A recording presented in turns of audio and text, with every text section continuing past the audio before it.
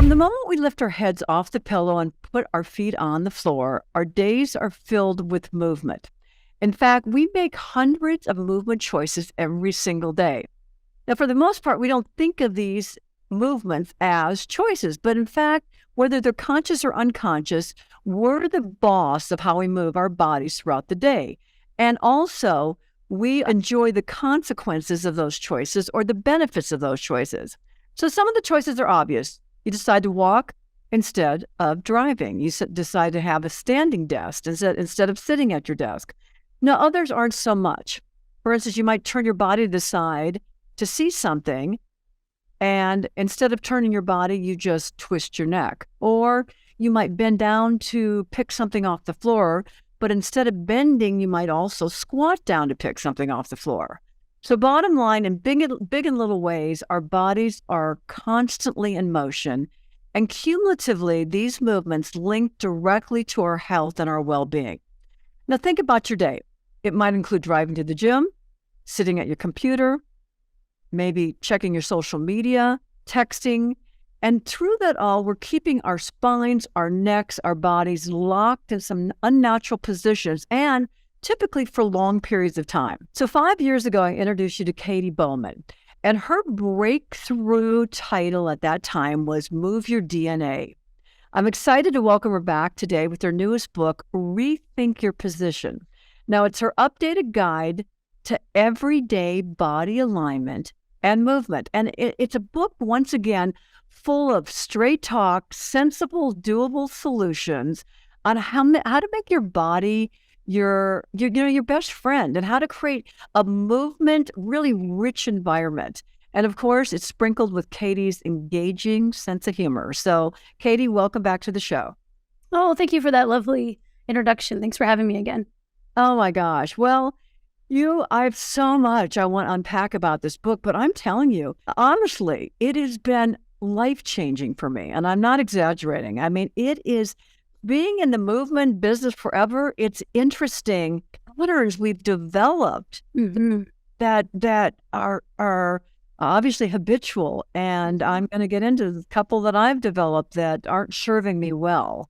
But, let's start by just backing up again. And the first show, I called you a movement original. I think it's fair to say that you're a movement guru emeritus. I mean, everybody from the Maria Shrivers to people around the country are talking about this approach where, you were a real disruptor and have been in the sense of, I remember I first interviewed you, you were talking about butt to chair ratio and how we sit too much during the day. And you actually took the chairs and the sofas and everything out of your house to really create this movement-rich environment.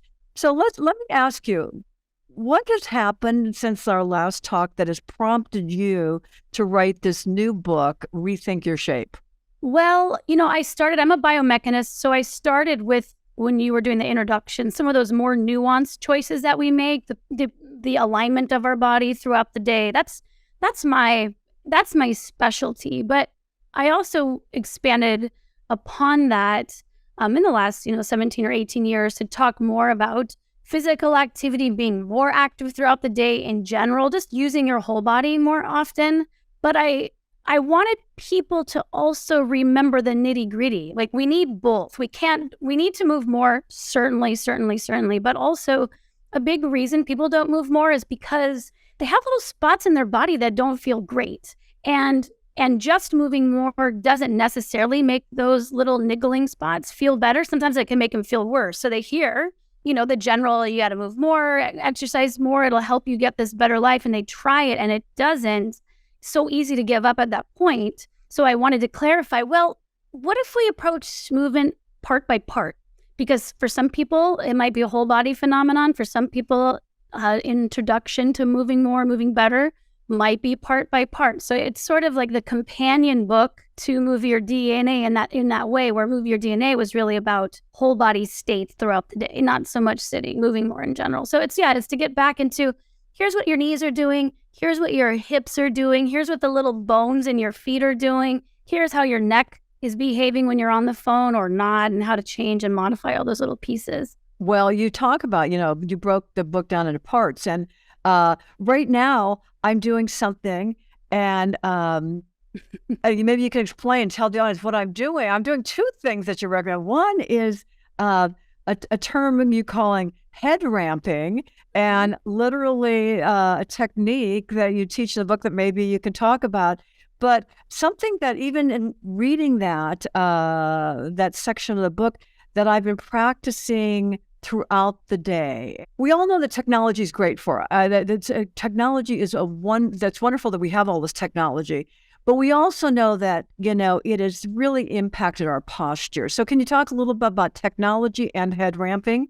Yes. Well, technology facilitates so many things that make our lives better and that we've come to depend on.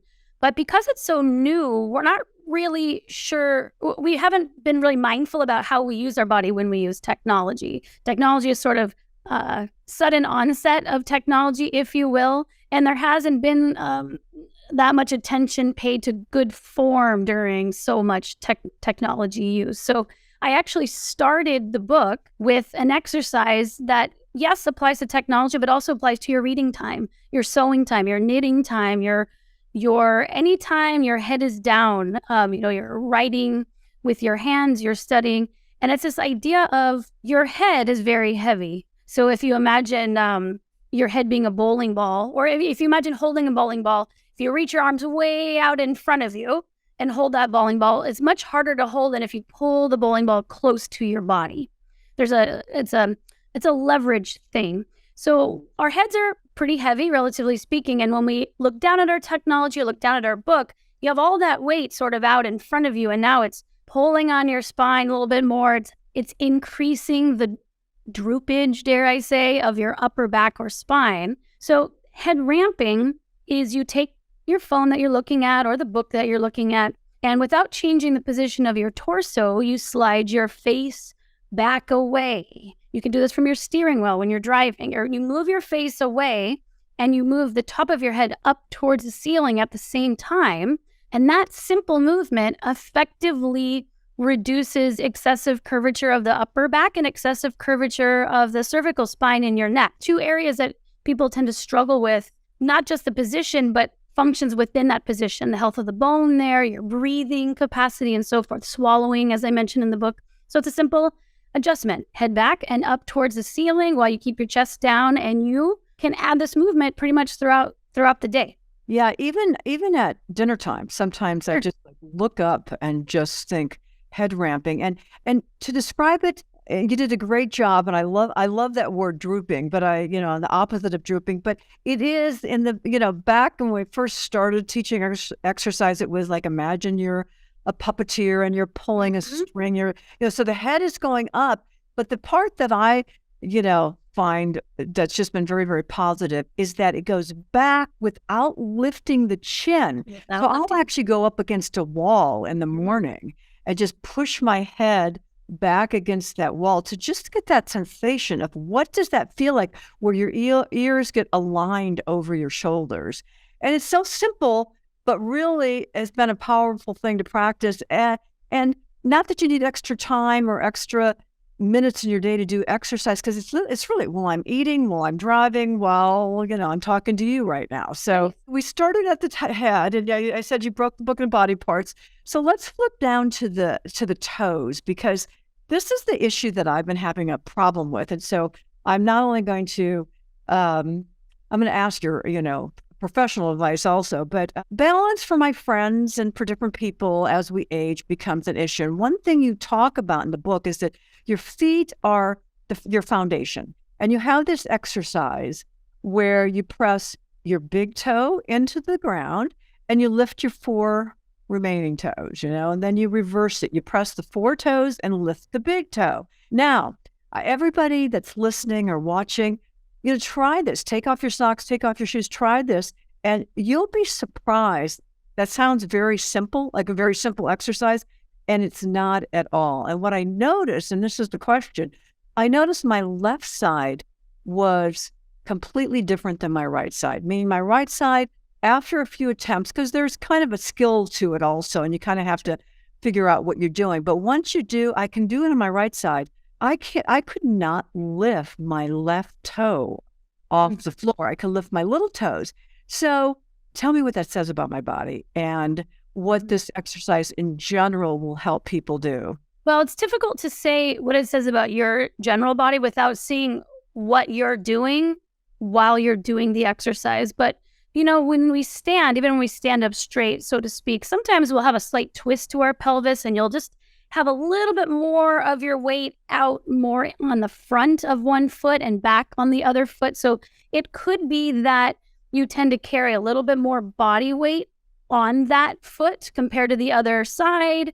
And so when you go to lift the toe without realizing it, you might be still on. You might be still on or over the front of the foot. So try backing your hips up, and also try it sitting down to see if removing the muscular patterns you have in holding yourself up is involved with why you can't lift that big toe. Sometimes there is just a stiffening within the foot due to an old injury. So you might have had a sore spot on one foot or a foot injury and developed a slightly different way of walking that caused the parts in that foot to recruit each other to make your foot a little bit more stiff. And then the injury goes away, but the walking pattern lingers, even though maybe you've stretched out some parts. We tend to not. We don't do a lot of our exercise barefoot. We don't look what our lunges are doing when we don't have our shoes on, or what our squats are doing when we don't have our shoes on. So definitely spending some time doing some of your regular non-foot exercises in bare feet, or at least minimally shod with less stiff shoes will help you see I can see I can't extend that toe as much. So it could be anything and anything in between that arises there. But when there's an over stiffening, sometimes just manually taking your toes and stretching them with your hands, lift your big toe up towards the top of your foot while pushing the other 4 toes down. That would be a pre-stretch for this exercise that you're trying. It's a way of practicing the skill, and reverse it and put your fingers in between each one of your toes and stretch them away from each other a little bit and see if mobilizing or twisting the forefoot. And it's like a bit of a self-massage. It's a bit of what we call passive stretching. You're stretching out tense parts, and then go back and try it again and see if you don't notice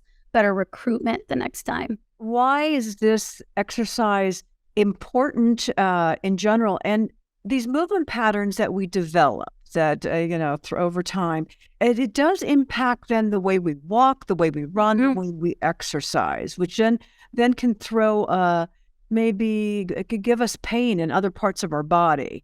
And that's, again, a bit on that side, what I'm noticing. I'm experiencing more pain in my hip, and we don't have to spend any more time on me, but I'm saying in general, this type of movement with the feet, it seems like what you're emphasizing in the book, it's extremely important to start at the base and just get a good foundation so that everything else you do throughout the day will be more efficient.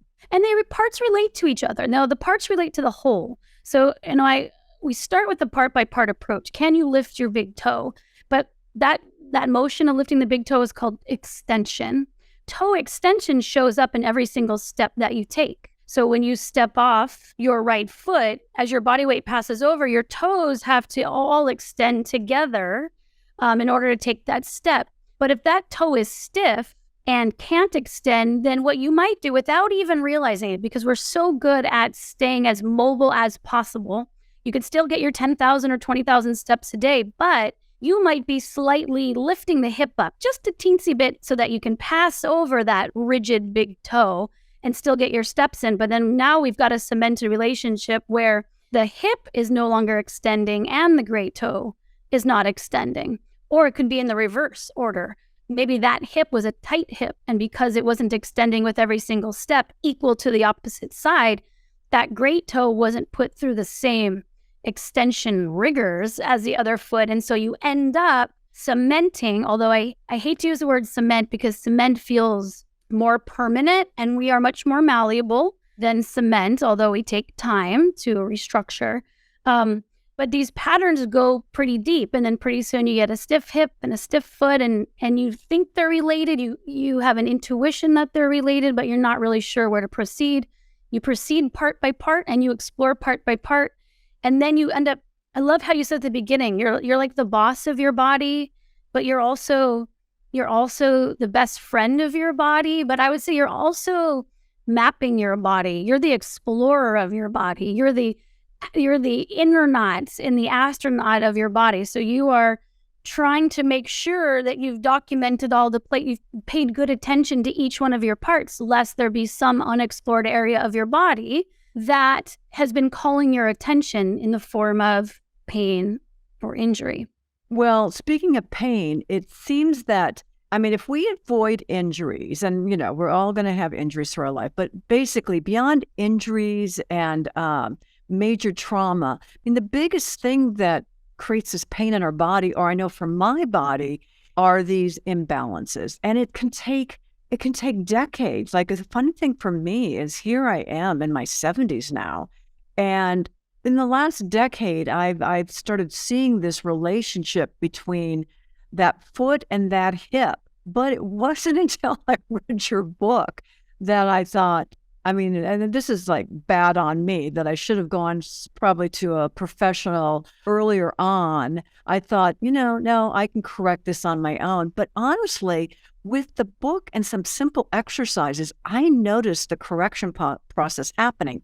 To your point, it's ingrained in my body. And so it's a daily kind of mindfulness practice of, rolling through the foot, where the hip. And yes, that's what I figured out. I'm lifting that hip on that side. Mm-hmm. So,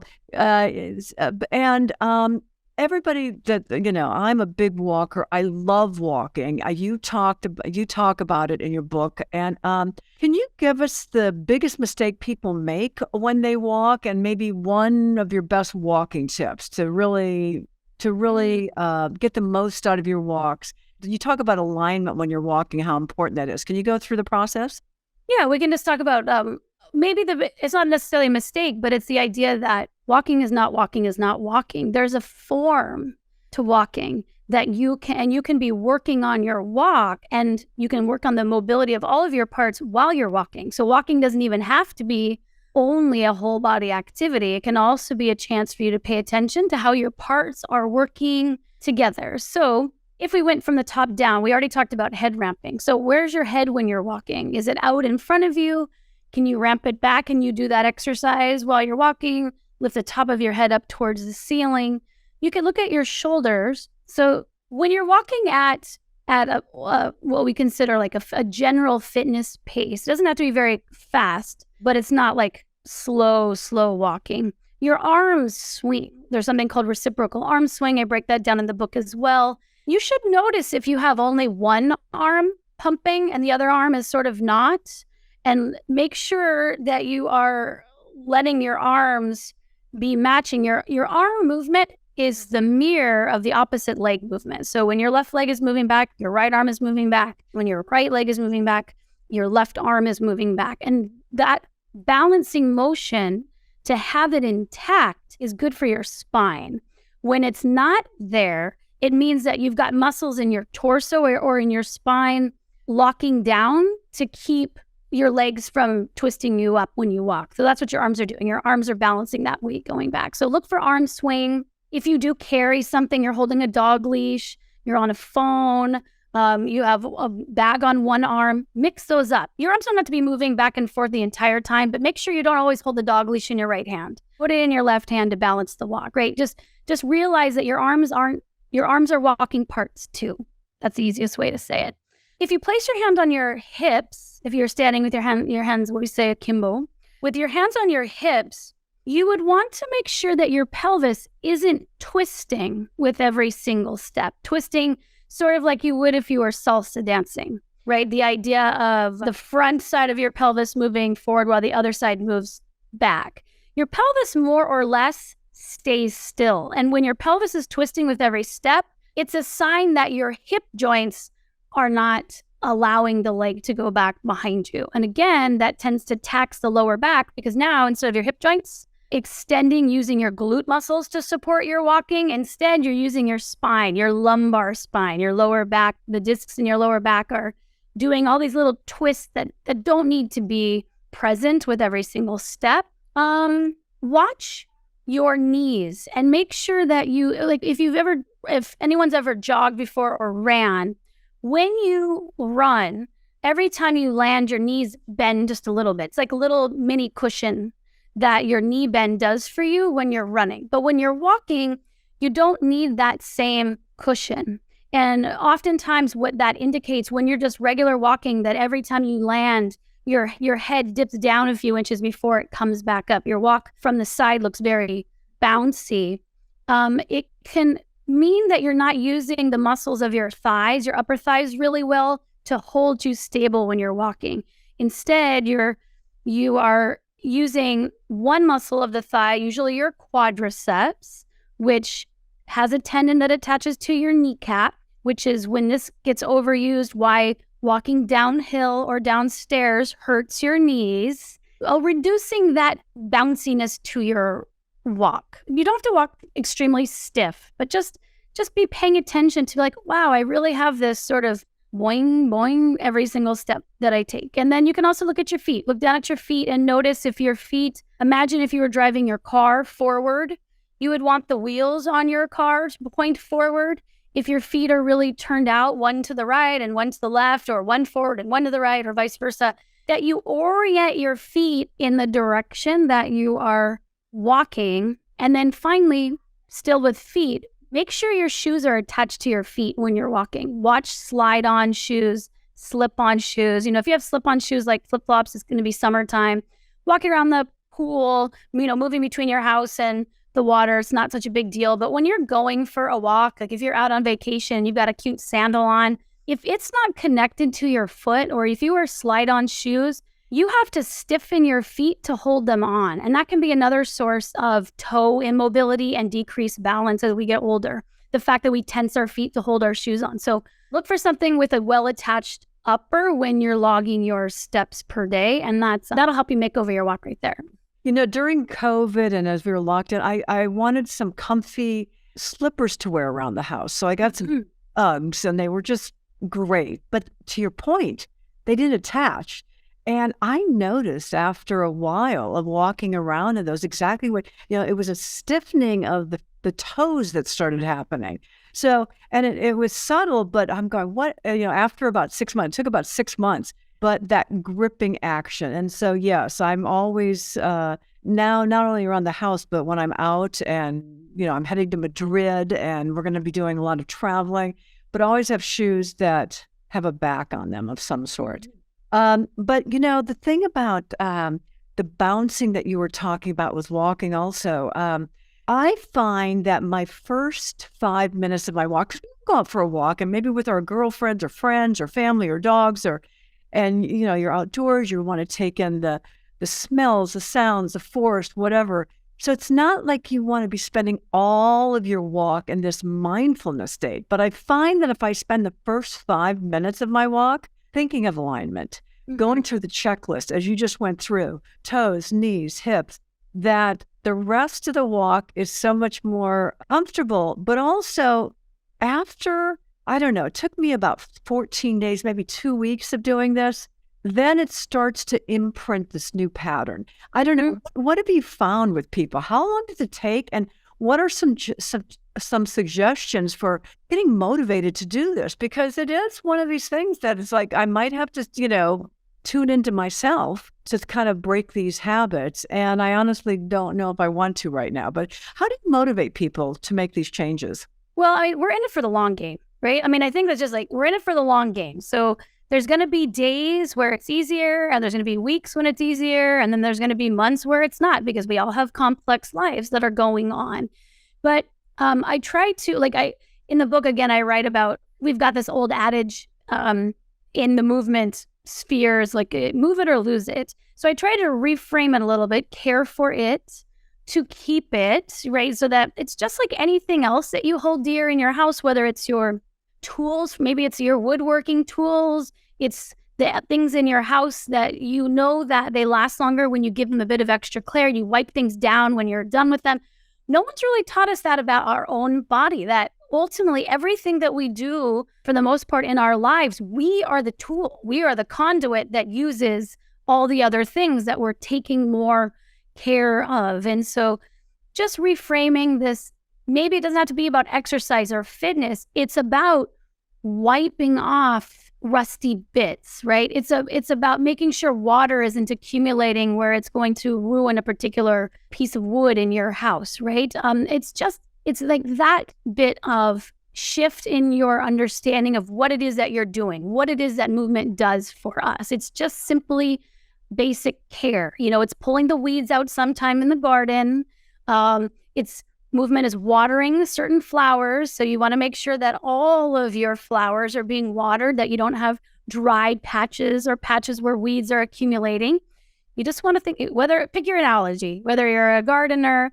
Also, for someone like you, I imagine you've probably been paying attention to your body most of your time. You're very fluent in movement. And so it's easy for you to integrate because you're fluent in yourself physically. And I think that many of us have resistances to being fluent in ourselves physically and even maybe being fluent in certain parts of our body, right? Like we can be fluent, excellent movers, but there's just some parts of our body that we don't want to look at, that we don't want to integrate. So just also realize that that's what mindfulness is. This word that we use quite often is, are you tuning in to listen to what a part is telling you or communicating with you? And communication can be in the way that you can see clearly how it moves. It can be how it feels when it moves. And at first, just like all meditation instruction, you start without any judgment, right? You just pay attention to seeing and listening, no judgment. You're nailing it. You are here. You are doing the thing. The more often you pay attention, sometimes that's all a lot of body parts need is just your attention, and you can make shifts that way. So I think softening to your question, how do we make it more of a priority? How does it integrate more seamlessly? As just by first noticing. Just notice. That's what this book is going, here's how you would learn to even see your knee, and then when you're walking, you can do the checklist for those first 5 minutes, and then you go to talking with your girlfriends or your grandchildren or whoever you're with. But then you're going to be stepping and you're going to notice the outside of a knee hurting or a hip feeling stiff. That's communication. So at that point, it's an invitation to go back through your checklist for a second. And so the more you learn to read your body, the more you pull out this big toolbox that you have now that you can use when your body is asking for it. So that's to me, those are the two big steps that it takes to integrate it into where, it's a new pattern. It's a new habit. We just need to make a different habit, and it just comes through repetition like any habit. I love the integration aspect that you just described. And one of the things that, before I let you go, and I think it ties into what you just said, is that you've got a huge social media following. You do your blogs, you're doing interviews around the country. So I'm sure you get a lot of questions about, well, if I don't have time, or, what's the most important exercise I should be doing? Now, judging from your book, I'm guessing you'd probably say something for your calves, but could you describe, am I correct with that? And if so, could you describe why? Well, right. If you're like, if I only did one exercise, what should it be? We have a particular calf stretch. It's a little different than a general calf stretch. Why I put it at the top of the hierarchy is because most of us have had similar habits of wearing positive heeled shoes and sitting a lot of time. And that geometrical combination of having a heel raised over the toes and having the knees flexed for a significant number of total hours of our daily life mean our calf muscles are much shorter and stiffer than they should be for the work that they need to do. So what is the work that they need to do? Thank you for asking. In Rethink Your Position, I talk about calf hearts, where we're not always, movement is so protective of health. It's not very clear to many why. It's not even really clear to many researchers why. We're in the process of figuring that out. But your calf muscle contraction, going through its range of motion, is support for your cardiovascular system. So your heart, it's easy to get your blood down to your body parts because your heart is above everything for the most part. It's harder to get it back up. The body is organized in a beautiful way where the muscular action of movement brings the blood back up. The farthest part away from you are your feet and legs. The calf muscles, they're like tiny hearts inside of your calves that are there to support your heart to move the blood back up. And in the absence of their action, your heart has to do more of the work than really it's meant to do. You know, the heart did not evolve in a place with so many chairs and so little body, specifically calf use. So yes, if you're going to do one thing only, and it's non-negotiable, then do the calf stretch, because then that parlays into every single step that you take. It's not just the action of the stretch or the exercise, it's how that exercise shows up for you again and again and again, just walking around your house, getting to and from your car. When you do your exercise, you're getting more out of the things you are already doing by changing that I say one little part, but they're two big important parts in your body. Okay. Then quick follow-up. I know I'm calling you on this one, maybe pushing too much my luck here, but okay, second, what would be your second if you had number two? What's number two? Pelvic list. So pelvic list. And so pelvic list, the reason I would make that number two is for exactly the reason, the phenomenon that you're explaining about your foot and hip is very common. And one of the reasons I started trying to teach it and I wrote dynamic aging is like, I'm trying to get people armed. These things that we have, they don't really pose problems when our tissues are younger. They set us up as we get older for having like less balance and less strength and less support, specifically around important, or I guess I should say more prone to fracture and things like the hips. So the pelvic list is where you learn how to hold your body weight upright using the muscles of the lateral or the outside of the hip. There's the glutes. Those are great. We need those absolutely. The lateral hip is what keeps your knees from hurting when you go downhill. It's what stabilizes your pelvis so that your lower back doesn't have to when you're just walking forward. It's what allows you to be on a single leg safely. And if you think, well, as I get older, I'm just going to stop doing things on a single leg so I'm not vulnerable to falling, walking is a single leg activity. So if you have that mindset that you want to eliminate the single leg stance things for your safety, I would say it's probably the opposite. You become more at risk when you eliminate the single leg safety because you sacrifice locomotion, the ability to walk around, then it's autonomy. And then there's all the mental health things that go along with that, engaging in the community. So calf stretch 1, pelvic list 2. But if you listen to this and you feel like, wow, calf stretch or pelvic list is calling to me, then make that your number 1, right? Oh. But also just do 2 of them. Just do 2. You can do 2. Okay, well, full disclosure here.